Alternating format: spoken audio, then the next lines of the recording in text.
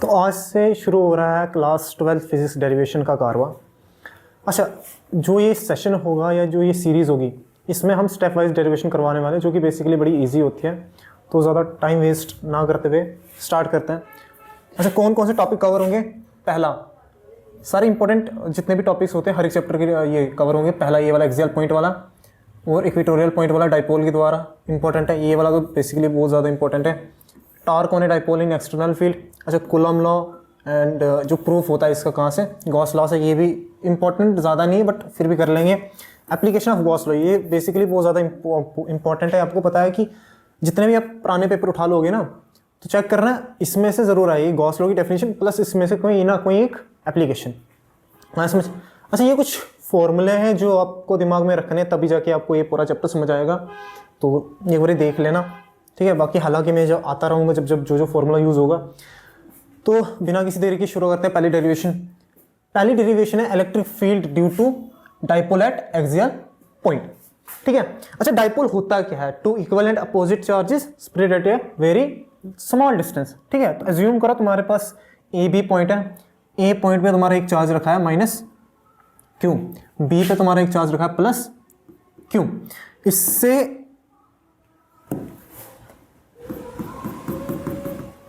इस पॉइंट पे आप निकालना चाहते हो, ये कौन सा पॉइंट है? पी पॉइंट है। आप इलेक्ट्रिक फील्ड निकालना चाहते हो डाइपोल की वजह से। अच्छा, डाइपोल का ये मानो वो सेंटर है। हमें पता है कि डाइपोल की जो लेंथ होती है वो टोटल 2a होती है, तो a हाफ में से a आ गया, ठीक है। अब सेंटर में से एक एज्यूम करोगे, यहाँ सेंटर में से p पॉइंट तक जो डिस्टेंस है वो कितना होगा? x, ठीक है। तो हमें p पे निकालनी है इलेक्ट्रिक फील्ड ड्यू टू इन दो चार्जेस की वजह से, ठीक है। तो step one, step wise derivation होगी, बड़ी इजी होगी। तो शुरू करते हैं step one. Step one, electric field due to charge. किस चार्ज की वजह से निकाल? सबसे पहले प्लस चार्ज की वजह से निकालते हैं। Plus charge on point P कितनी होगी? इलेक्ट्रिक फील्ड का फॉर्मूला तुम्हें पता है कितना होता है? इलेक्ट्रिक फील्ड के क्यू अपॉन आर स्क्वायर, यानी डिस्टेंस बिटवीन द पॉइंट्स है ना, जो चार्जेस और उस पॉइंट्स तक का डिस्टेंस होता है। ई बी उसको नाम दे दो। ये कौन सा होगा? ई बी, क्योंकि बी की वजह से होगा। ई बी किसके बराबर होगा? के चार्ज कौन सा है? Plus q upon are square. R square यानी डिस्टेंस फ्रॉम यहां से लेके यहां तक, यानी बीपी का स्क्वायर। हाँ समझ। अच्छा, एज्यूम करो यहाँ पे कोई एक यहाँ पे इलेक्ट्रिक फील्ड कैसे होगी? अगर कोई एक चार्ज क्यू नॉट है तो उस पर कैसे लगेगा? ये पॉजिटिव पॉजिटिव पॉजिटिव पॉजिटिव क्या करते हैं? रिपेल करते हैं। तो रिपेल करेंगे तो ई बी इस साइड लगेगा। हाँ इजी है, ठीक है। ई बी इस साइड लग रहा है। अच्छा, ई बी अगर मैं सॉल्व करना चाहूँ तो कैसे करूँगा? के क्यू तो वही होगा। अब बीपी में कहाँ से निकालूँ? बीपी क्या होता है? बीपी आ गया मेरा ये वाला पोर्शन, ठीक है, ये ग्रीन वाला पोर्शन। अगर मैं बीपी को लिखना चाहूं, क्या मैं ऐसे लिख सकता हूं?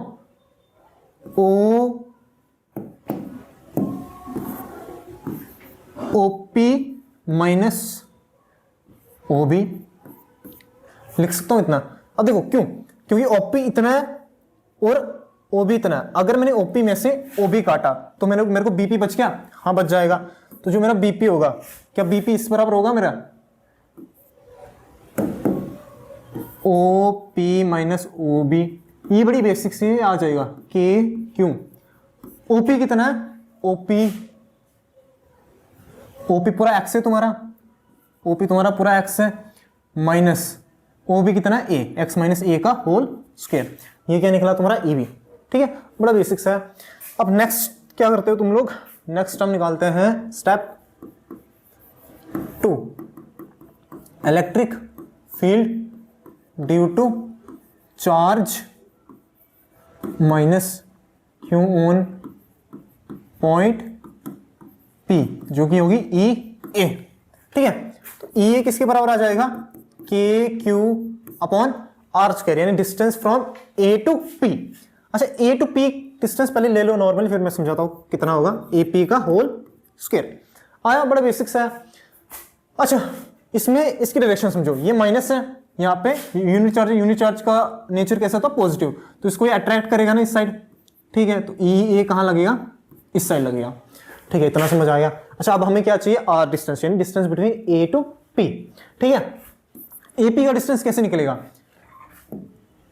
क्या एपी तुम्हें दिख रहा है, AP is equal to O P plus O A करके निकलेगा।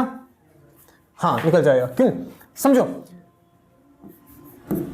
ओपी प्लस ओ ए करूंगा, ओपी प्लस ओ ए करूंगा तो मेरा पूरा का पूरा एपी बन जाएगा, बन जाएगा ना। ठीक है, तो यानी एपी मेरा क्या हो जाएगा, AP is equal to K Q upon O P plus O A का होल स्क्वायर।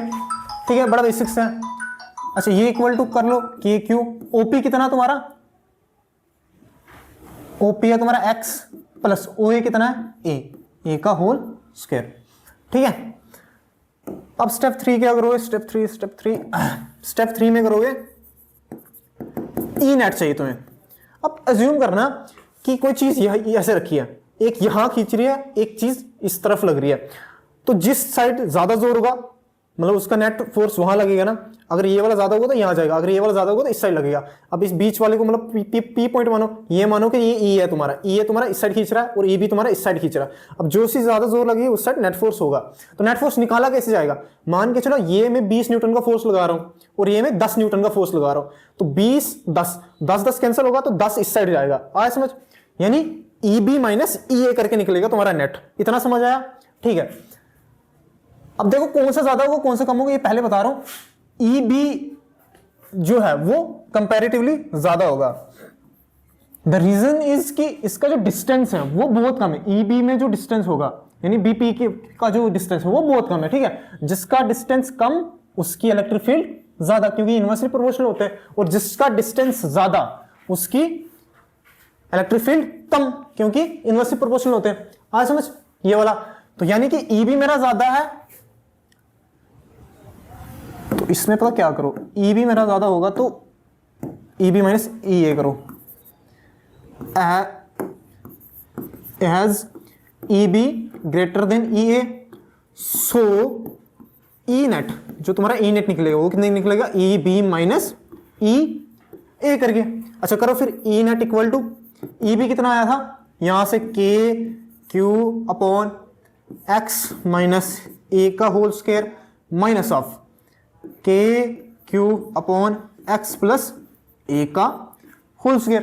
इजी, ठीक है। अच्छा इसको मैं नेक्स्ट स्लाइड पे सॉल्व करता हूं। ई नेट कितना आया था, K Q upon X minus A का होल स्क्वायर, क्योंकि ये भी है वो, माइनस के Q upon X plus A का होल स्क्वायर। अच्छा यहाँ पे देखना, अब ई के क्यू दोनों में कॉमन आ रहा है तो बाहर ले लिया मैंने, 1 अपॉन एक्स माइनस ए का whole square minus 1 upon X plus A का होल स्क्वायर। इजी। अच्छा ये इसी स्टेप में वैसे खत्म हो जाएगा, के क्यू अपॉन ये ले लो एलसीएम ले लो, एक्स प्लस ए का whole square minus of X plus minus A का होल स्क्वायर, ठीक है। नीचे आ जाएगा एक्स माइनस ए का whole square X plus A का होल स्क्वायर, ठीक है। ई नेट किसके बराबर आ जाएगा, K Q upon x square plus A square plus 2ab minus of x square plus A square minus of 2ax, ठीक है, अपॉन में x माइनस ए का whole square x plus A का whole square. हाँ समझ, बड़ा basics है। अच्छा यहाँ पे ना दिखा देना, क्योंकि ऐसे पता तो होता ही लेकिन फिर भी दिखाओगे तो ज़्यादा नंबर आ जाएंगे। a प्लस बी का whole square is equal to A square plus B square plus 2ab, ठीक है। हमारा काम है अच्छे से करना, तो वही सिखा रहे हैं, a माइनस बी का A square plus B square minus 2ab, ताकि थोड़ा अच्छा लगे यहाँ पे बनते हुए, ठीक है। अच्छा ई नेट कितना आ जाएगा, ई नेट आ जाएगा के क्यू, अच्छा इसको खोलो, X square plus A square plus 2ab minus X square minus A square plus 2ax, X minus A का whole square X plus A का होल स्क्वायर, ठीक है। अच्छा ये और ये कट जाएगा, ये और ये कट जाएगा, तो ई नेट तुम्हारा कितना आ जाएगा, E net is equal to K Q to A B, sorry यहाँ पे ए बी नहीं आएगा, ए एक्स आएगा, ठीक है, क्योंकि ये इस वाला खोल दिया, K Q 4ax upon X minus A का whole square X plus A का होल स्क्वायर। अच्छा यहाँ तक ना कहानी बड़ी इजी लगती है हमें, ठीक है, बट कंफ्यूजन एक जगह आती है, वैसे आना तो नहीं चाहिए, थोड़ा सा छोटा मोटा डाउट है, ज़्यादा बड़ा भी नहीं है, ठीक है। अच्छा मैं बताता हूँ क्या डाउट आता है। फिर हम यहाँ पे इस स्टेप में क्या करते हैं, स्टेप शायद 4 हो, स्टेप 4 में as x is greater than a, तो हम a को नेग्लिजिबल मान लेते हैं, तो ई नेट तुम्हारा कितना आ जाता है, के क्यू 4ax अपॉन एक्स की पावर 4। हाँ समझ, क्योंकि a को हम नेग्लिजिबल मान लेते हैं तो यहां से a कट जाएगा।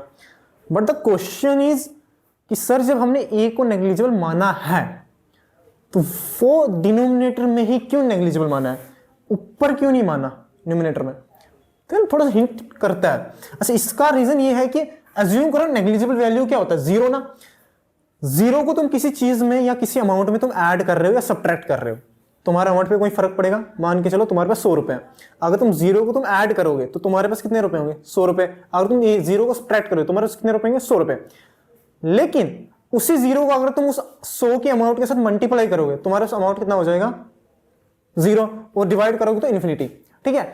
यानी कि अगर जो मैं बताना चाहता हूं, यहां पे देख लेना, जब भी हम किसी चीज को नेग्लिजिबल मानते हैं ना वो सिर्फ प्लस और माइनस में ही वैलिड हो सकता है, ठीक है, कि कोई फर्क ही नहीं पड़ता। लेकिन अगर वो नेग्लिजिबल चीज मल्टीप्लाई या डिवाइड में हो तब हम उसको नेग्लिजिबल नहीं मान सकते। द रीजन इज कि मैंने बता दिया, क्योंकि वो वैल्यू ही बदल देता है जीरो। हाँ समझ, तो ई नेट तुम्हारा कितना हो जाएगा, के क्यू एक्स से ये कटेगा तो ये कितना बचा, 4a अपॉन एक्स क्यूब, ठीक है। अच्छा इसके बाद बस एक स्टेप बचता है, स्टेप 5, वैसे लंबा चौड़ा चला गया। Step 5 is equal to E net. अच्छा इस 4a को मैं ऐसे लिख सकता हूं, 2k dot 2a into Q upon X का स्क्वायर। देखिए मैंने किया क्या, यहां पे बस अरेंज किया है। इस 2 को मैंने कैसे लिखा,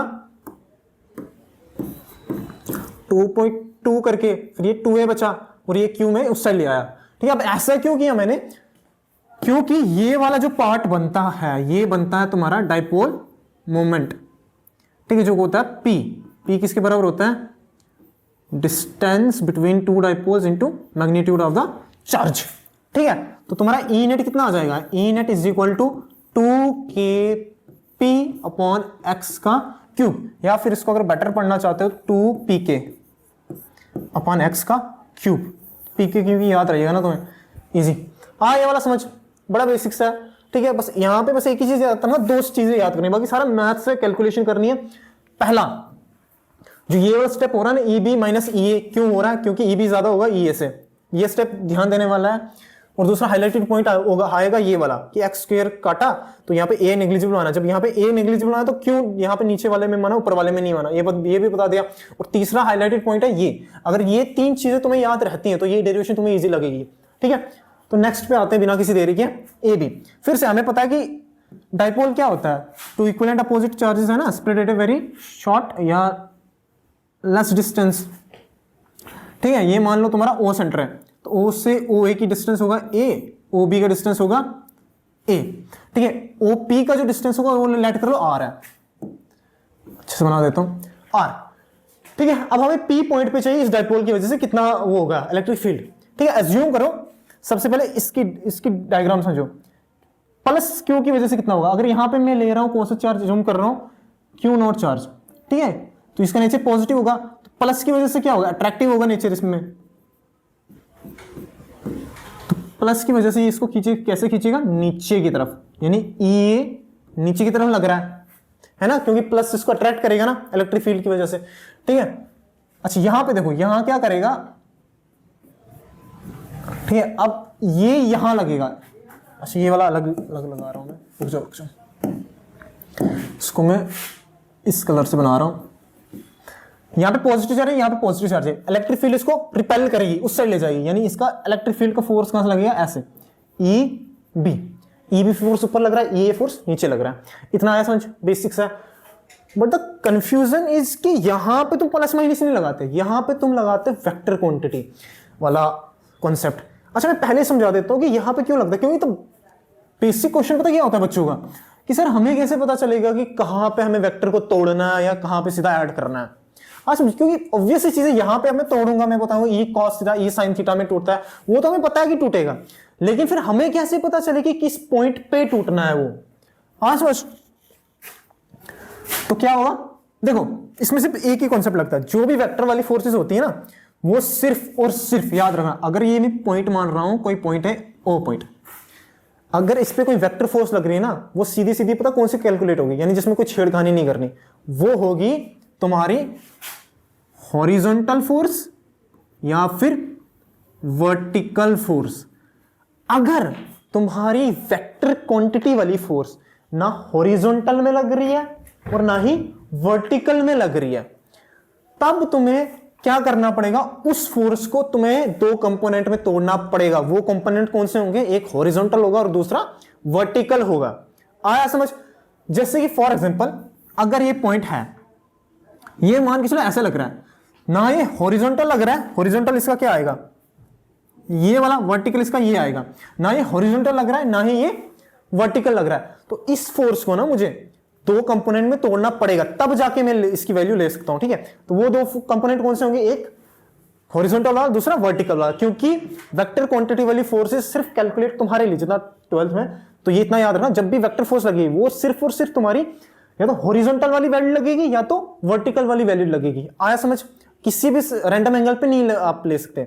आज समझ, दैट्स व्हाई यहां पे हम क्या करते हैं कि दो कंपोनेंट में तोड़ते हैं। बेसिक समझ आया, मतलब कि अब जब कभी भी जिंदगी में कभी पे कहीं पे भी अगर तुम्हारे किसी पॉइंट पे ना हॉरिजॉन्टल पे वर्टिकल ये वेक्टर फोर्स लग रही है, ना ही वर्टिकल का ये साइड पे तुम्हारी वेक्टर फोर्स लग रही है, तब तुम्हें उस फोर्स को तोड़ना पड़ेगा, एक हॉरिजॉन्टल कंपोनेंट में, दूसरा वर्टिकल कंपोनेंट में। आया समझ इजी। चलो अच्छा, सबसे पहले शुरू करते हैं ई बी से करें या ई ए से, ई ए से शुरू करते हैं, ठीक है। स्टेप वन, अच्छा ई बी से पीछे से ई ए ले लेते हैं, रेड हो गया ना। अच्छा ई की वजह से कितनी इलेक्ट्रिक फील्ड होगी, electric field due to charge minus Q at point P कितनी होगी, ई ए। आज समझ, ठीक है। अच्छा इसको तोड़ना कैसे, सुनो, एक इसका कैसे लगेगा, एक कंपोनेंट इसका, सॉरी रेड नहीं, रेड लेते हैं, पिंक नहीं, एक कंपोनेंट ऐसा जाएगा, ये कौन सा कंपोनेंट आ गया, हॉरिजॉन्टल कंपोनेंट, ई ए हॉरिजॉन्टल, और ये ई ए वर्टिकल। तो आया समझ, अभी देखते हैं cos थीटा कौन सा होगा, sin थीटा कौन सा होगा, मैं बताता हूं कैसे वो एज्यूम करना है। बट एक चीज याद रखना, ये रेड के ऊपर ही होगा, मैंने बस एंगल इसलिए डिफलेक्ट किया कि ताकि तुम्हें पता चले आर का अलग डिस्टेंस है और ये नीचे वाला अलग आ रहा है, ये मतलब एक के ऊपर एक ही है। आज समझ, अब समझ आया, देखो ये किसी इस पॉइंट पे लग रहा था, किसी रैंडम एंगल पे लग रहा था। अब इस रैंडम एंगल को मैं ऐसे नॉर्मली तो ले नहीं सकता, तो मेरे को दो चीजें चाहिए, एक तो या तो हॉरिजॉन्टल में चाहिए या तो वर्टिकल में। तो मैंने इसको तोड़ दिया, एक हॉरिजॉन्टल में और दूसरा एक वर्टिकल में। आज समझ, अब इन दो वैल्यूज को मैं यूज कर सकता हूं, बल्कि इसकी नहीं पता होता मेरे को डायरेक्ट, इसकी पता होगी, ठीक है। अच्छा फिर तुम्हें पता है कि एक कंपोनेंट तुम्हारा या cos थीटा जाता है और एक कंपोनेंट sin थीटा जाता है, जिसके साथ तुम्हारी वो फोर्स एंगल बनाएगी वो तुम्हारा cos थीटा हो जाता है, ई cos थीटा वाला, और जिसके साथ नहीं बनाते ई sin थीटा वाला। अच्छा अब एंगल कैसे अज्यूम करेंगे, तुम्हें पता है ये इक्वेटोरियल पॉइंट है, तो यानी ये ट्राइंगल जो बनेगा वो इक्वेटोरियल ट्राइंगल बनेगा, इक्विलैटरल सॉरी ट्राइंगल बनेगा। तो ये वाला जो एंगल ए होगा वो कितना होगा, थीटा। अब एज्यूम करना, यहां पे देखना, इस वाले पार्ट में देखना,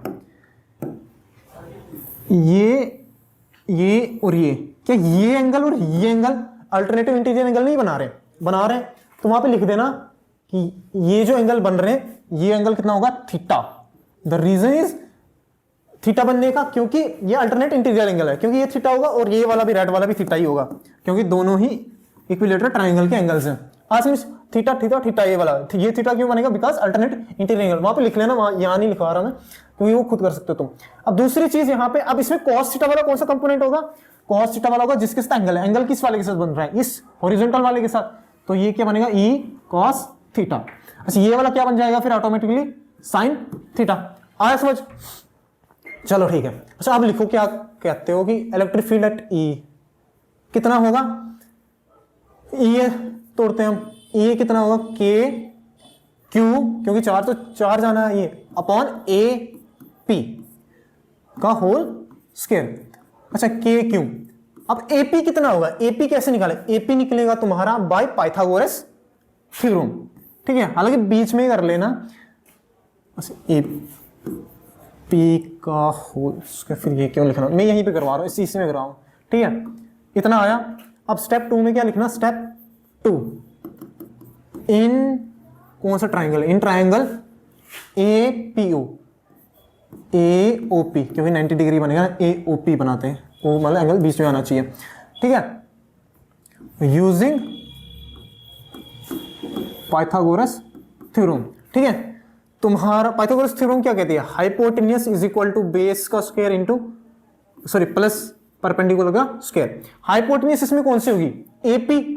तो यानी तुम्हारा AP का square, which implies that AP का स्क्वायर किसके बराबर है? बेस का स्क्वायर यानी OA का स्क्वायर, और परपेंडिकुलर का स्क्वायर यानी OP का स्क्वायर, ठीक है।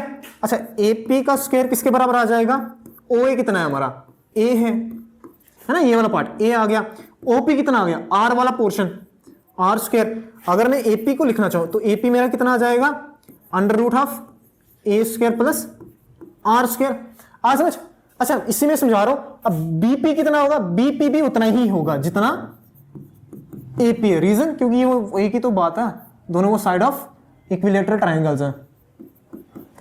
हाँ समझ? तो ये भी इतना ही होगा, ठीक है। इसलिए ये यहां कर रहा हूं, तो फिर मैं यहां नहीं कराऊंगा,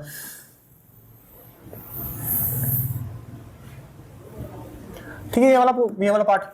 अच्छा, अब पुट करो ये वाली इक्वेशन, ये वाली यहां पुट करो, तो ये तुम्हारा क्या हो जाएगा?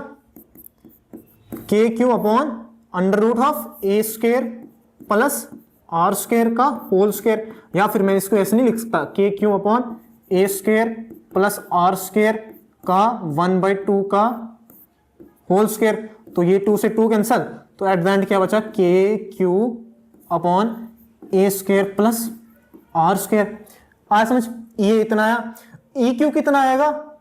EQ भी इतना ही आएगा। सिमिलरली EQ नहीं, EB, मतलब EB is equal to KQ upon A square plus R का होल स्क्वायर। बट ये तो हम ये निकाल रहे हैं ना, एक इसकी वैल्यू निकाली, एक हमने इसकी निकाली। ये तो हमें चाहिए नहीं, हमें तो cos थीटा और sin थीटा वाला चाहिए, ठीक है। चलो, ये रेड वाला दिखा दिया, मैं पिंक वाला दिखाता हूँ, तो ये दिखाता हूँ ये कैसे टूटेगा। इस पॉइंट पे ऐसा लग रहा है, इसका हॉरिजॉन्टल पोर्शन क्या आएगा इस पॉइंट का? एक ये आएगा वर्टिकल, और दूसरा हॉरिजॉन्टल कैसा आएगा? ये वाला, है ना। अब एंगल सर कौन सा होगा? एंगल होगा इसका, अच्छा ये और ये, कौन सा एंगल बता रहा हूं मैं? ये वाला एंगल, ये वाला थीटा एंगल और ये वाला थीटा, कॉरेस्पॉन्डिंग एंगल्स होंगे। आज समझ? अब कॉरेस्पॉन्डिंग होने की वजह से जो ये पिंक वाला यहां जा रहा है, ठीक है, ये मैं आगे निकाल रहा हूं, ये क्या बन जाएगा तुम्हारा? EB cos theta. अब एक ऊपर की तरफ जा रहा है, ये EB sin थीटा। आज समझ? अब ये थीटा क्यों बना? क्योंकि ये एंगल और ये एंगल क्या बनते हैं? Corresponding angles. आज समझ? तो इसलिए इस वजह से क्या होगा? ये जो पिंक वाला होगा EB cos थीटा हो जाएगा। ये sin थीटा इस साइड लग रहा है, EB cos थीटा इस साइड लग रहा है, EB sin थीटा ऊपर लग रहा है, ये sin थीटा नीचे लग रहा है।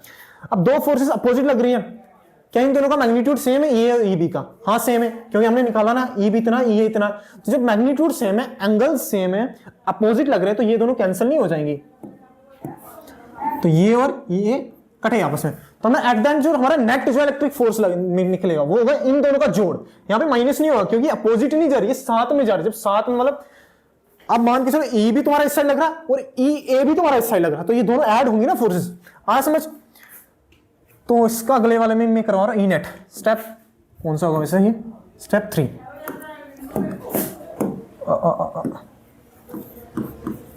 स्टेप थ्री कितना होगा, जो ई नेट होगा तुम्हारा वो कितना होगा, E A sine A cos theta plus E B cos theta. अच्छा अब यही देखना, E net equal to E A cos theta plus E A cos theta. मैं इसको ऐसे लिख सकता हूं, क्यों लिख सकता हूं, क्योंकि सर हमें पता है ई ए इक्वल टू ई बी हमने पहले बता दिया, ठीक है। यहां पे देख लो ई ए तुम्हारा इक्वल टू ई ए नहीं है, ई ए इक्वल टू ई बी नहीं आ रहा, हाँ तो ई बी की जगह मैं ई लिख सकता हूं। जब दो इनको ऐड करोगे तो ई नेट तुम्हारा कितना आ जाएगा, 2 times E A cos theta. अच्छा अब ई ए हमें पता है, हमने निकाला हुआ है, लेकिन कॉस थीटा हमें नहीं पता, तो कॉस थीटा कैसे निकलेगा, तो स्टेप 4 ई ए पहले नहीं डाला ताकि इक्वेशन छोटी से बचे। तो कॉस थीटा कैसे निकलेगा, इन ट्राइंगल, कौन से ट्राइंगल से निकाले, इन ट्राइंगल पीओबी या एओपी ले लेते हैं, इन ट्राइंगल एओपी, ठीक है। तुम्हें पता है कॉस थीटा किसके बराबर होता है, बेस अपॉन हाइपोटेन्यूस, है ना, एच बी अपॉन एच, ठीक है, इतना हमें पता है। तो कॉस थीटा किसके बराबर हो जाएगा, इस ट्राइंगल में बेस कितना है, इसका बेस होगा, अगर इसको मैं थीटा ले रहा हूं, थीटा के साथ वाला बेस बन जाता है, उसका अपोजिट वाला परपेंडिकुलर, और उसकी ये बड़ी लाइन तो तुम्हें पता ही हाइपोटेन्यूस बन जाती है। तो बेस तुम्हारा बना ए, हाँ समझ। हाइपोटेन्यूस तुम्हारा कितना बनेगा, हाइपोटेन्यूस बनेगा तुम्हारा ये वाला पोर्शन, ये वाला पार्ट, हाँ समझ, यहां से लेके यहां तक का हिस्सा, ए स्क्वायर प्लस आर का स्क्वायर, यानी बेस तुम्हारा कितना होता ओ ए, और वो कितना होता ए पी, है ना, वो कितना होता ए पी, इतना आया। अच्छा अब देखो स्टेप 5, ये सारी वैल्यूज यहां पुट कर दो, ई ए की वैल्यू भी पुट करो, put all the values, put all the values, ठीक है। इसमें ई नेट तुम्हारा कितना हो जाएगा, ई नेट हो जाएगा 2, ई ए कितना था, K Q upon A square plus R का स्क्वायर इनटू में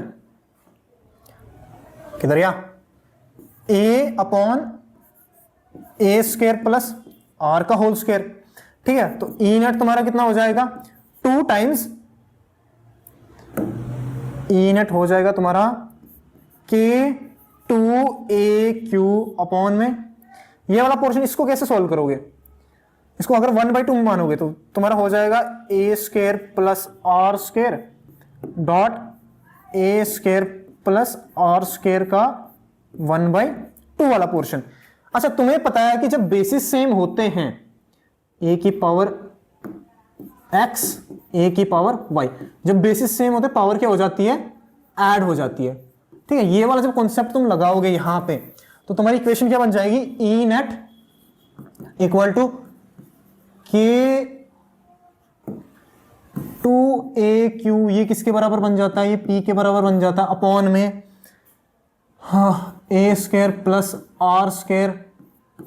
अच्छा इसकी पावर क्या है, इस वाले की पावर है 1, इसकी पावर 1/2, तो ये कितना हो जाएगा, ये हो जाएगा ई नेट तुम्हारा K P upon A square plus R का स्क्वायर 3/2। आया इतना समझ। अच्छा अब क्या अज्यूम करो कि तुम्हारा जो ये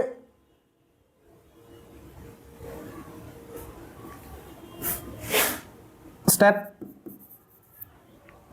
कितना है, ये 6 वाला है, तुम्हारा जो ए होता है वो बहुत ज्यादा छोटा होता है ना, ए इज स्मॉलर देन आर। अब फिर क्या होगा, तो ए को हम नेग्लिजिबल मानेंगे, जब हम इसको नेग्लिजिबल मान लेते हैं, ठीक है, इसको नेग्लिजिबल अगर हमने माना तो ई नेट तुम्हारा कितना हो जाएगा, ई नेट इक्वल टू के पी अपॉन एच, सबसे कम ए 0 हो जाएगा, आर स्क्वायर 3/2, ठीक है, बड़े इजी से है। अच्छा अब क्या करना है, कुछ नहीं करना, ई नेट के पी अपॉन 2 से 2 कैंसल, तो क्या बचा आर क्यूब ठीक है, बड़ा बेसिक सा था। अच्छा ये वाला, अब इसमें देखो 3 हाईलाइटेड पॉइंट है, कौन कौन से। पहला तुम्हें डायग्राम समझ आनी चाहिए, दूसरा ई भी तो वो तो तुम्हें पता ही होगा, दूसरा तुम्हें कॉस थीटा निकालना आना चाहिए, ठीक है। तीसरा क्या पॉइंट होगा, तीसरा फिर से वही, या तो पी याद रख लो या तो फिर ए को 0 मानना है तुमने, ठीक है। ये होता है लेस देन, हाँ। अच्छा इनका ना एक रिलेशन आता है, ई एक्सियल और ई इक्वेटोरियल का रिलेशन क्या होता है, ठीक है। तो ये खुद देख लेना कितना होगा, ठीक, कंपेयर करके फॉर्मूला आज में 2 टाइम्स करके कोई ना कोई आएगा। हाँ ये वैसे याद कर लेना, आ जाता क्वेश्चंस में कि वो एक दे देते हैं, दूसरा निकालने के लिए कह देंगे, तो उतना निकालने से अच्छा क्वेश्चन तुम याद कर लो। अच्छा अब आता है इस पे टॉर्क पे। टॉर्क कौन है, डाइपोल इन एक्सटर्नल इलेक्ट्रिक फील्ड। एज्यूम करो ये तुम्हारा इलेक्ट्रिक फील्ड ऐसे रखी गई है, तो एक डाइपोल तुम्हें ये दे दिया रख के, ठीक है। डिस्टेंस का इसका वही है, मतलब ये मान लो ओ इसका सेंटर है, तो ए करके टूटा हुआ है, ठीक है। यहाँ से यहाँ तक ए होगा और यहाँ से यहाँ तक दूसरा ए होगा, ठीक है, इजी है। अच्छा प्लस क्यू चार्ज है, इस पे कहाँ इलेक्ट्रिक फील्ड लगेगी, इस साइड। सर क्यों लगेगी, फोर्स इस साइड क्यों ही लगेगी, समझो। अब हमें पता है कि जो पॉजिटिव चार्ज है वहां से इलेक्ट्रिक फील्ड निकलती है और नेगेटिव चार्ज में इलेक्ट्रिक फील्ड घुसती हैं। आए समझ, यानी ये पॉजिटिव से नेगेटिव जा रहा है। अब पॉजिटिव चार्ज इस पॉजिटिव को रिपेल करेगा, नेगेटिव चार्ज इस पॉजिटिव को अट्रैक्ट करेगा, इसलिए जो इसकी फोर्स लग रही है वो इस पे लग रही है। अच्छा ये फोर्स, सर इसका फोर्स जो लग रही है, ठीक है, ये क्यू ई के बराबर क्यों है, क्योंकि ये वाला फॉर्मूला हमें पता होता है, ठीक है। जैसे तुम्हें पता है कि तुम्हें जो ई होता है वो होता है एफ अपॉन क्यू, तो वहीं से जो एफ निकलता है वो ई इंटू क्यू आ जाता है, ठीक है। कहां पे पूछे थे हम, यहां पे। आज समझ, तो इसी पे भी सेम। अब देखो पॉजिटिव चार्ज है तो नेगेटिव चार्ज को अट्रैक्ट करेगा, और नेगेटिव है तो नेगेटिव को रिपेल करेगा, तो इस पे जो फोर्स लग रही है वो यहाँ पे लगेगी एफ, तो इस पे कितनी लगेगी, क्यू ई। आज समझ। अच्छा यहाँ पे तुम क्या देख पा रहे हो, पहले मैं लिख देता हूँ फिर उसके बाद बताता हूँ कौन सा ले, ठीक है चलेगा। स्टेप वन में क्या करोगे, force on plus Q charge is equal to Q E towards, अच्छा इसको ना ए बी डायरेक्शन मान लो, ताकि हमें ऐसे थोड़ा पता चल जाए कि कौन सा हो रहा है, ए बी डायरेक्शन, ठीक है। ये ए पार्ट है, ये बी पार्ट है वो वाला। अच्छा इसी में force on minus Q charge equal to Q E, इस पे भी लगेगा, हालांकि नेगेटिव पार्ट है तो वो दिखाना नहीं होता, टुवर्ड्स बी ए डायरेक्शन। अब मैं जो कहने वाला हूं उस पर गौर करना। जब कभी भी दो पैरेलल और इक्वल फोर्सेस लगती हैं किसी चीज पे, क्या बोला मैंने, जब कभी भी दो पैरेलल और इक्वल फोर्सेस लगती हैं किसी चीज पे, तो वो क्या क्रिएट करती हैं, टॉर्क। अब टॉर्क किसके बराबर होता है, टॉर्क होता है जिसे अलग पढ़ा है फोर्स इंटू परपेंडिकुलर डिस्टेंस, ठीक है। अगर नहीं पढ़ा तो समझ लो, अच्छा आ गया ना, तो ये जान लो कि टॉर्क किसके बराबर था, फोर्स इंटू परपेंडिकुलर डिस्टेंस के बराबर, ठीक है। अच्छा आता हूं वापस, तो मैंने क्या बोला कि जब कभी भी दो पैरेलल और whenever two parallel and equal forces act on an object, they will lead to the force torque, या फिर क्रिएट करते हैं, ठीक है, या फिर क्रिएट कर रहे हैं, ठीक है। तो वी नो दैट, अब स्टेप 2 क्या होगा, वी नो दैट टॉर्क किसके बराबर होता है, फोर्स इंटू परपेंडिकुलर डिस्टेंस। अच्छा फोर्स इन दोनों में से कोई एक, टॉर्क किसके बराबर हो जाएगा, क्यू ई, ये फोर्स आ गया, ठीक है, क्योंकि फोर्स का वैल्यू हमें पता है। परपेंडिकुलर डिस्टेंस, कौन सा परपेंडिकुलर डिस्टेंस होता है, परपेंडिकुलर डिस्टेंस होता है ये वाला। अच्छा ये हालांकि यहाँ पे दे रखा है कि 2a sin थीटा कैसे होता है, बट हम खुद निकालेंगे, ठीक है। अज्यूम करो ये वाला एंगल थीटा बना रहा था इलेक्ट्रिक फील्ड के साथ, ठीक है, थीटा एंगल बना। अच्छा अब हाँ, यहाँ पे ना एक बड़ी अच्छी कंफ्यूजन आती है कि सर हमारे पास 2-3 चीजें होती है, साइन थीटा, कॉस थीटा और टैन थीटा। ये होता है परपेंडिकुलर अपना हाइपोटेन्यूस बेस अपॉन हाइपोटेन्यूस, और ये कितना होता है पंडित बद्री प्रसाद हर हर बोले परपेंडिकुलर अपॉन बेस। आया था ना समझ, ठीक है। अच्छा अब हमने ना ये लिया, अब ना ये लिया, सिर्फ यही क्यों लिया, स्टार ऐसे मार्क कर रहा हूँ, सिर्फ यही वाला क्यों लिया? द रीजन इज कि हमें चाहिए क्या, परपेंडिकुलर डिस्टेंस चाहिए ना, ये वाला पोर्शन चाहिए। आज समझ, यानी हमें क्या चाहिए फिलहाल के लिए, हमें चाहिए P, ठीक है। ये तो बेस आ गया और ये हाइपोटेन्यूस आ गया। आज समझ, अब देखो इसमें बेस आ रहा है, क्या हमें बेस की वैल्यू पता है? नहीं सर, तो ये आएगा नहीं। इसमें भी बेस आ रहा है, क्या हमें बेस की वैल्यू पता है? नहीं सर। अब इसमें P निकालना है, साइन के टर्म्स में निकालना है, H की वैल्यू पता है? यस सर पता है। तो दैट्स व्हाई यहाँ पे साइन थीटा लिया जाता है, ठीक है। बेसिक कन्फ्यूजन है, बच्चों को आता है कि साइन थीटा ही क्यों लिया जाता है, क्योंकि हमें ना यहाँ पे बेस की वैल्यू पता ही नहीं होती, हमें पता होता है हाइपोटेन्यूस की वैल्यू, इसलिए हाइपोटेन्यूस वाला पार्ट लेना है। P तो हमें खुद निकाला, साइन थीटा तो वो बता देंगे एंगल में कितना होगा, ठीक है। आज समझ, इनटू में अगर मैं इसमें ट्राइंगल लगा रहा हूँ, ट्राइंगल रूल लगा रहा हूँ, यहाँ पे देख लो, sine theta we know that, sine theta किसकी हो रहा है? P upon hypotenuse. परपेंडिकुलर तो परपेंडिकुलर है, हमें चाहिए, तो हाइपोटेन्यूस कितना आ गया? 2a। तो P किसके बराबर हो जाएगा? 2a sine theta. तो P यहां पे डाल दो, 2a साइन थीटा। आ समझ। अच्छा टॉर्क 2aq किसके बराबर हो जाता है? E sine theta. ये हो जाता है P के बराबर, है ना। तो टॉर्क तुम्हारी कितनी हो जाएगी? P into E into sine theta. अच्छा ये अभी वेक्टर फॉर्म में नहीं लिखा। अब साइन थीटा तुम्हें पता है, दो कंपोनेंट या दो फोर्सेस के बीच में जब साइन थीटा आ जाए तो वो कौन सा क्वांटिटी कह सकते हैं? वेक्टर प्रोडक्ट हम कह सकते हैं उसको, ठीक है। जैसे ए और बी मैंने लिखा, ए बी साइन थीटा आ गया, तो मैं इसको लिखता हूँ ए क्रॉस बी वेक्टर फॉर्म में, ये होता है वेक्टर प्रोडक्ट इनका, ठीक है। तो मैं इसको ऐसे लिखता हूँ, पी इंटू ई का वेक्टर प्रोडक्ट, ठीक है। ये वाला बेसिक्स है। आज समझ, हालांकि ये थोड़ा हाईलाइटेड है क्योंकि क्वेश्चंस तो इसी से सॉल्व होने, ये वाला इसे याद रख लेना, ठीक है। अब इस डेरिवेशन को ध्यान में रखने के लिए या दिमाग में रखने के लिए क्या याद करना पड़ेगा? पहली चीज कि ये वाला याद है क्योंकि इसमें फोर्स के क्यू वाला नहीं लगना, इसमें लगना है क्यू ई वाला। दूसरा चीज कि यहाँ पे साइन थीटा ही क्यों लिया जाता है, कॉस थीटा क्यों नहीं लिया जाता, क्योंकि रीजन मैंने बता दिया। तीसरी चीज टॉर्क का फॉर्मूला, बाकी फिर सारा आ जाएगा इजी। अच्छा ये इसी का पार्ट होगा। अच्छा derivation of coulomb law from Gauss law.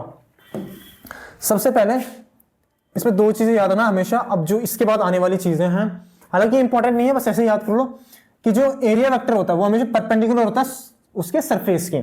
आज समझ, चलो फिर शुरू करते हैं। स्टेप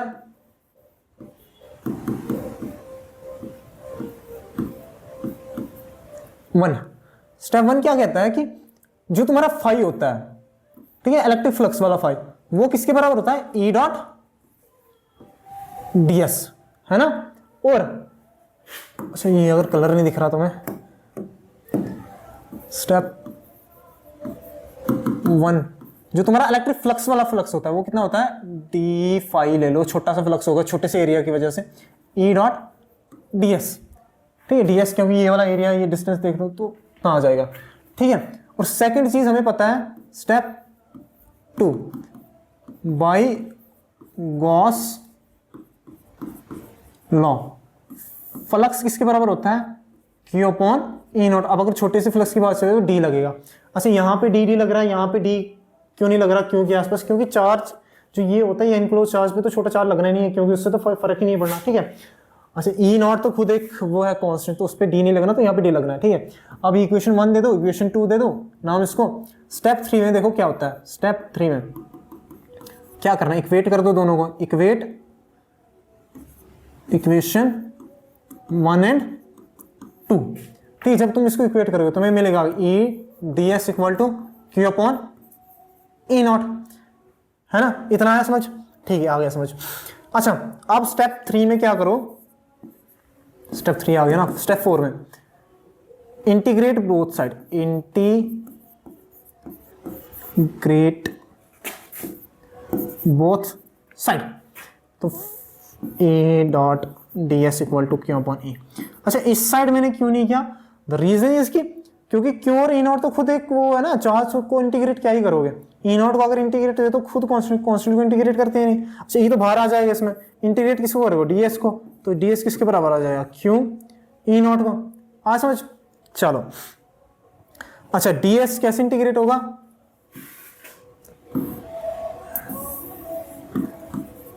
डी एस स्पेयर है, यहाँ पे स्पेयर की वजह से कितना एरिया होता है स्पेयर का, 4 pi R square equal to Q upon E naught. आ समझ, अब यहां पे तुम एक चीज ये लिख लेना, क्योंकि integration of D X is equal to 4 pi R square, the reason is क्योंकि एरिया ऑफ स्पेयर कितना होता है 4 पाई आर स्क्वायर। आ समझ, चलो तो इलेक्ट्रिक फील्ड यहां से कितनी आ जाएगी, Q upon E naught 4 pi R square, या फिर अगर इसको अच्छे से अरेंज करूं मैं तो 4 पाई एप्सिलॉन नॉट क्या हो जाएगा, K Q upon are square. ठीक है, अब लिखो स्टेप 5। स्टेप 5 क्या कहता है, वी नो दैट, मैंने पीछे एक रिलेशन दिखाया था कि एफ जो होता है वो किसके बराबर होता है, Q into E. F is equal to Q, E कितना आया, K Q upon are square, तो एफ किसके बराबर आ जाएगा, के क्यू, अच्छा 1 2 दे देना नाम, 1 1, ठीक है इसको 1 दे देना, 1 क्यू अपॉन आर स्क्वायर। ये कौन सा लॉ आ गया, ये कूलम लॉ। हाँ समझ, चलो अब आते हैं of coulomb law from Gauss, अच्छा ये इसी का है, एप्लीकेशन ऑफ गॉस लॉस पे। अच्छा गॉस लॉ की 3 एप्लीकेशंस हैं, ठीक है। पहली, due to long straight wire, दूसरा प्लेन शीट, तीसरा स्पेयर की वजह से। आज समझ, तो ये ना बड़ी मुश्किल लगती है बच्चों को और बड़ी इंपॉर्टेंट सी है, क्योंकि आप अगर सीबीएसई के पॉइंट ऑफ व्यू से देखो या जेके बॉस के पॉइंट ऑफ व्यू से देखो, एक ये आती है हमेशा, ठीक है, एक ना एक एप्लीकेशन आ जाएगी, और मैं ना इसको कनेक्ट करके करवाने वाला हूं स्टेप वाइज, एकदम कनेक्ट करके, ताकि जो मतलब इसमें जो हम स्टेप लेंगे वही इसमें भी लेंगे। अब कुछ थोड़े से चेंज होंगे वो आपको दिमाग में रखने, क्योंकि वो हाईलाइटेड पॉइंट हो जाते हैं, बाकी इजी लगेगा, ठीक है। अच्छा स्टार्ट करते हैं पहले इससे। मान के चलो ये तुम्हारे पास एक स्ट्रेट वायर है, ठीक है। अच्छा ये क्या हमने चूज किया, ये हमने गॉसियन सरफेस चूज किया। अब गॉसियन सरफेस यहाँ पे सिलेंडर क्यों लिया, क्योंकि सिलेंडर हमें गॉसियन सरफेस जब लेना होता है हम सिमेट्रिक लेते हैं ना किसी भी चीज के अराउंड, ठीक है। यहाँ पे इसने सिलेंडर लिया, सिलेंडर की सरफेस लिया। अच्छा यहाँ पे एक चीज देखना, अब गॉसियन सरफेस जब हमने लिया, यहाँ पे कितने सरफेस बनेंगे, एक ये सरफेस और तीसरा ये वाला जो कर्व्ड एरिया होता है, 3 सरफेसेस बनते हैं।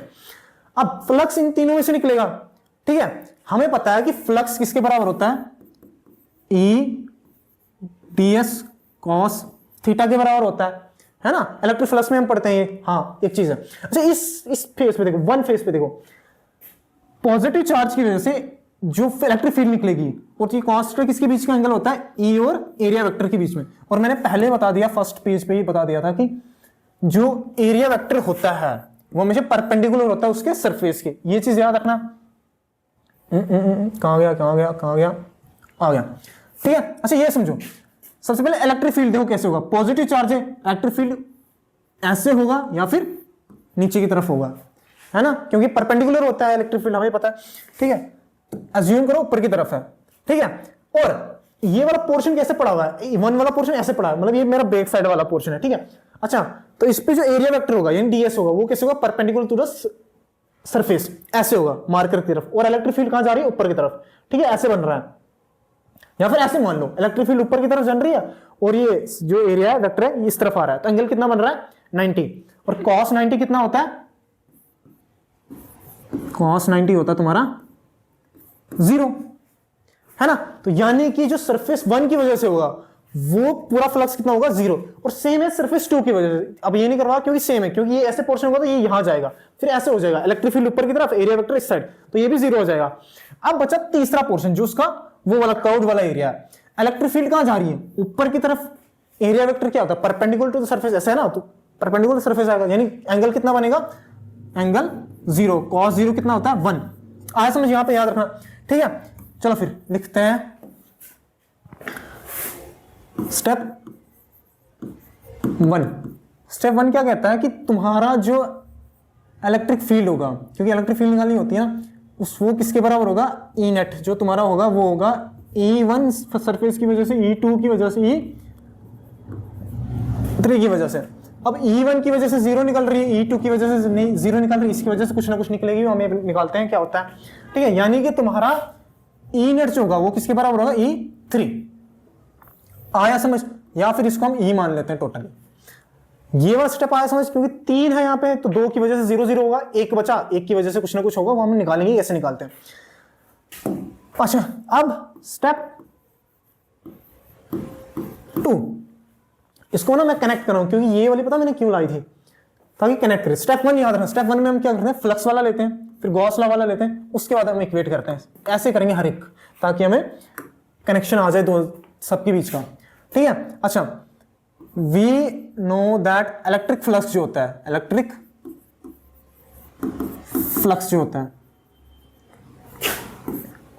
फाई, अब छोटा सा एरिया तो डी फाई ले लो, वो किसके बराबर होता है, ई डॉट डी एस। अब E3 की वजह से मैंने बता दिया 0 एंगल होगा, तो D5 तुम्हारा जो होगा वो E ds बराबर हो जाएगा, ठीक है। अच्छा, यहीं पे अगर इसको इंटीग्रेट कर लोगे, या इसको अगर इंटीग्रेट करो, इंटीग्रेटिंग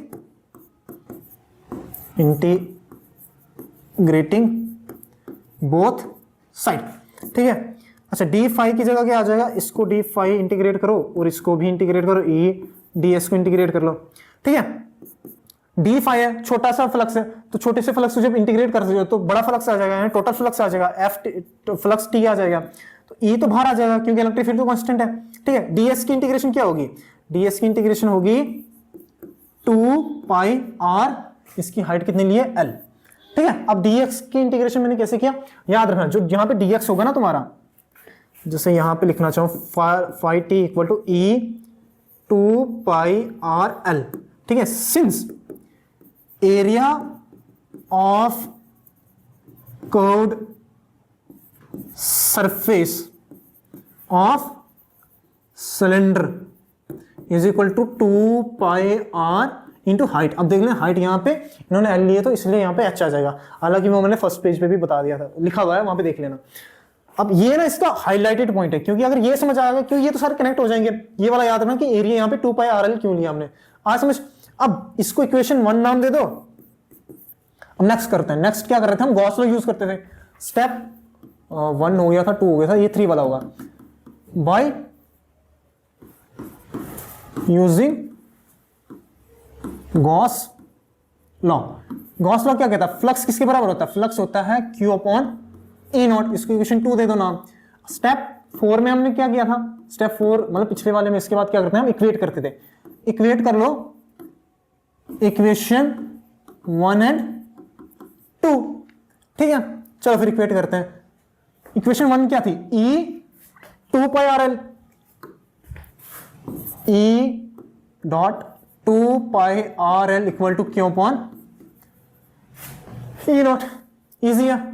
तो E तुम्हारा कितना हो जाएगा, Q upon 2 pi R L E naught. अब यहां से एक चीज याद रखना, स्टेप 5 एक कॉन्सेप्ट आता है लैम्डा। लैम्डा क्या होता है, तुम्हारी लीनियर चार्ज या फिर लाइन चार्ज डेंसिटी या लीनियर चार्ज डेंसिटी। इसकी वैल्यू कितनी होती है, इसकी वैल्यू होती है चार्ज पर यूनिट लेंथ, ठीक है। हाँ समझ, हालांकि ये फर्स्ट पेज पे भी लिखवा दिया तो देख लेना वहां पे, बस याद रखना ये सेकंड हाइलाइटेड पॉइंट है यहाँ पे, ठीक है। Q अपन L कितना होता है, लैम्डा के बराबर, ठीक है। तो E तुम्हारा कितना आ जाएगा, लैम्डा लिख दो Q अपन L की जगह, ठीक है। देखो क्योंकि जो तुम्हारा Q अपॉन L है वो किसके बराबर होगा, लैम्डा के बराबर, तो लैम्डा डाल दिया मैंने यहाँ पे, तो बचा क्या एंड पे मेरे पास 2 पाई आर ई नॉट। हाँ समझ, तो लैम्डा ये वाला याद रखना, ठीक है। तो ये वाली आ गई इसकी डेरिवेशन। अच्छा, इसमें सिर्फ दो ही चीजें याद रखनी, करना वही है, फ्लक्स, गॉस लॉ, वो बट हाईलाइटेड पॉइंट क्या होगा, area of curve surface area of cylinder, या फिर ये लैम्डा वाला दो पोर्शन। तो अगर दो याद रहेंगे तो फिर बेसिकली आ जाएगा। अच्छा, नेक्स्ट आते हैं स्फीयर पे। अच्छा, स्पेरिकल सरफेस में हमने स्पेरिकल का ये क्वेश्चन सरफेस लिया है, ठीक है, क्योंकि ये सिमेट्रिकल ऐसे रहेगा। अच्छा, मान के चलो यहाँ पे ओ पे तुम्हारे पास एक चार्ज रखा गया है, ठीक है, अब इसकी वजह से निकालते हैं। सेम कहानी, कुछ नहीं, ज्यादा मुश्किल नहीं है, सेम कर रहा हूँ। इसमें कोई E1 E2 नहीं लगना, क्योंकि सारे की है तो एक ही में लगना है, ठीक है। स्टेप 1 में हम क्या करते थे, अब वो तो रहा नहीं है, तो मतलब पहले हम क्या करते हैं, electric flux, we know that कि जो तुम्हारा d5 होता है, छोटा सा फ्लक्स छोटे से एरिया की वजह से ds होता है। आसम से अब हम इसको अगर सॉल्व करना चाहो, ds cos थीटा, अब यहाँ पे cos थीटा को सॉल्व करना है, और यहाँ पे देखते जाना तुम्हारा E कैसे जा रहा है, ऐसे जा रहा है, और सिर्फ इस एरिया की वजह से जो तुम्हारा एरिया वेक्टर जा रहा है वो भी ऊपर जा रहा है, यानी एंगल फिर से 0 बना। जब एंगल 0 तो वो यानी cos थीटा cos 0 1। आज समझ, E ds cos 0 is equal to 1। आज समझ, यानी इसको मैं ऐसे लिख दूं, E ds के बराबर। आज समझ, क्योंकि पहले मैंने बताया कि जो एरिया वेक्टर होता है ना तुम्हारा, यानी जो ds होगा वो हमेशा परपेंडिकुलर होता है तुम्हारे ये सरफेस के। आज समझ, इतना समझ आया, ठीक है।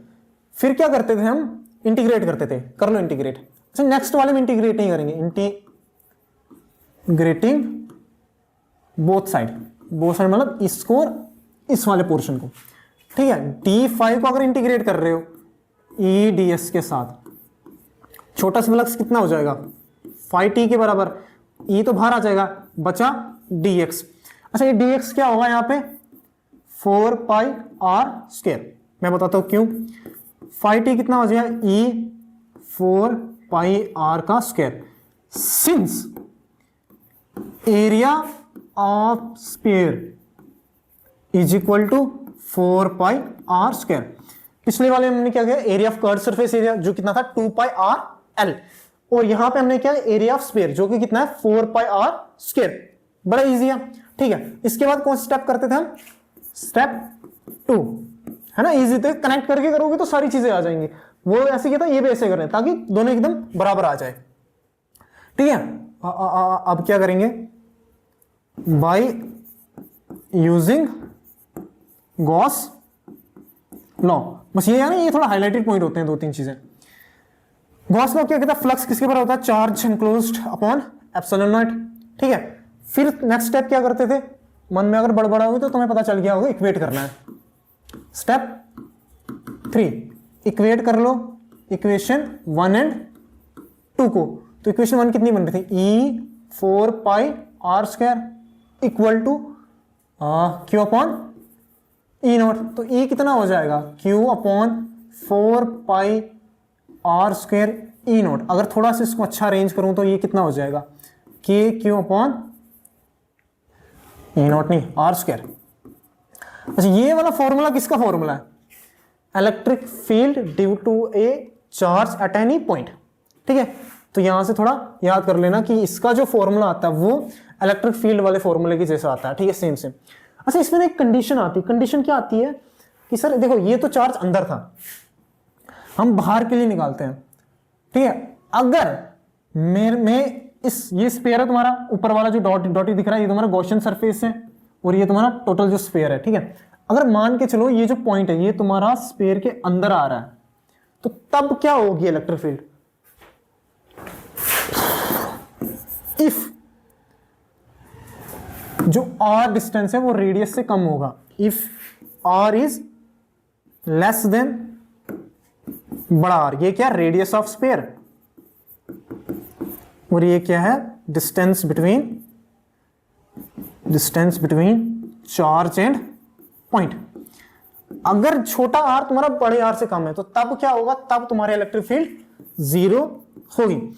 द रीजन इज कि क्योंकि सरफेस जो कंडक्टर के अंदर का जो चार्ज होता है ना वो उसके हमेशा सरफेस पे डिस्ट्रीब्यूटेड होता है, इस वाले एरिया पे। जब तुम्हारा R बड़े R, छोटा r तुम्हारा बड़े R से छोटा हो जाता है, तो यानी तुम्हारा P पॉइंट कहां आएगा, तुम्हारा P पॉइंट अंदर आएगा ना, यहां इस सरफेस के अंदर, सरफेस के अंदर स्फीयर के अंदर कोई जब चार्ज ही नहीं है तो तुम्हारा फाई जीरो नहीं हो जाएगा। जब चार्ज नहीं हो तो इलेक्ट्रिक फील्ड कहां से आएगी, आज समझ। तो ये वाला बड़ा बेसिक सा याद कर लेना एक वाला, ठीक है। ये कंडीशन पूछ ली जाती है क्यों जीरो होता है, क्योंकि जो सरफेस जो कंडक्टर के चार्ज होता है वो हमेशा उसके सरफेस पे होता है। जब पी छोटा हो जाता है यानी जो डिस्टेंस होगा तो वो तुम्हारा रेडियस से अगर कम हो गया तो तब तो चार्ज बाहर है, तो तुम अंदर के लिए निकाल रहे हो चार्ज, बाहर का अंदर कोई चार्ज ही नहीं है, ठीक है। जब अंदर कोई चार्ज नहीं तो तुम निकालोगे कहां से, गॉस लॉ वाला जीरो आ जाएगा, क्योंकि वो क्या कहता है चार्ज एनक्लोज्ड ना, यहाँ पे तो कुछ एनक्लोज्ड ही नहीं है, पी अंदर है तो चार्ज बाहर है, तो इसलिए ये जीरो आ जाएगा। अब बातें हैं कौन से ये वाला याद कर लेना। अच्छा ये इसी का पार्ट है। अच्छा ये आता है प्लेन शीट की वजह से। अच्छा मान के चलो एक प्लेन शीट ऐसे रखी गई है, इसके लिए तुमने कौन सा सरफेस लिया, सिलेंड्रिकल, ठीक है। फिर से ज़ूम करो, प्लेन शीट ऐसे रखी गई है, इसके कितने पार्ट बनेंगे, फिर से 3 part, same as step 1। Step 1 क्या होगा तुम्हारा, ई नेट या ई टोटल जो भी, वो किसकी वजह से, E1 plus E2 plus E3। फिर से समझाऊंगा थोड़ा सा, ये 1 आ गया, ये सेकंड वाला पार्ट आ गया, ये तीसरा वाला पार्ट आ गया। हाँ समझ, यस सर। तो अब देखो क्या होगा, ऐसे रखा गया ना प्लेट, जो चार्ज रखा है पॉजिटिव चार्ज, उसकी वजह से निकलेगी कैसे, एक तो यहां निकलेगी, एक या यहां निकलेगी। आज समझ, इलेक्ट्रिक फील्ड ऐसे निकलेगी ना, पॉजिटिव चार्ज ऐसे रखा गया, या तो इस साइड ऐसे निकलेंगी इस तरह, या फिर इस तरह निकलेंगे। आज समझ, ठीक है। अच्छा 1 के लिए देखो, फिलहाल इस 1 के लिए, 1 सरफेस के लिए इलेक्ट्रिक फील्ड कैसे निकल रही है, इस तरफ निकल रही है, मेरी तरफ निकल रही है। एरिया वेक्टर कैसे होगा, ऐसे, यानी E1 जो होगा उसके लिए इलेक्ट्रिक फील्ड और एरिया वेक्टर जो है इनका जो एंगल होगा वो 0 होगा, और जो एंगल 0 होता है वो 1 के बराबर cos 0 1 होता है, तो वो चीज हम लेते हैं, ठीक है। एक ये E1 वैलिड होगा। दूसरा E2 के लिए देखते हैं, E2 का पोर्शन क्या है, ऐसे निकल रहा है, इसकी तरफ अपोजिट मुंह से दूर जा रहा है। एरिया वेक्टर कैसे होगा, परपेंडिकुलर टू द स्फीयर, ऐसे रखा है तो परपेंडिकुलर स्फीयर ये सरफेस के ऐसे होगा। आ समझ। तो इसमें भी एंगल 0 बन रहा है, एंगल 0 मतलब 1, तो ये भी वैलिड होगा, यानी E1 की वजह से भी होगा इलेक्ट्रिक फ्लक्स या इलेक्ट्रिक फील्ड, और E2 की वजह से भी होगी इलेक्ट्रिक फील्ड। बट क्या E3 की वजह से यहां पे होगी, देखो मैंने कहा था इलेक्ट्रिक फील्ड या तो यहां निकलेगी या तो यहां निकलेगी। इसका एरिया वेक्टर कैसे होगा, इस वाले पोर्शन का ऊपर की तरफ, तो कितना बना है 90 डिग्री, यानी E3 की वजह से कितना होगा 0, क्योंकि एंगल 90 डिग्री बना, cos 90 इक्वल टू 0। हाँ समझिए ये वाला, ठीक है।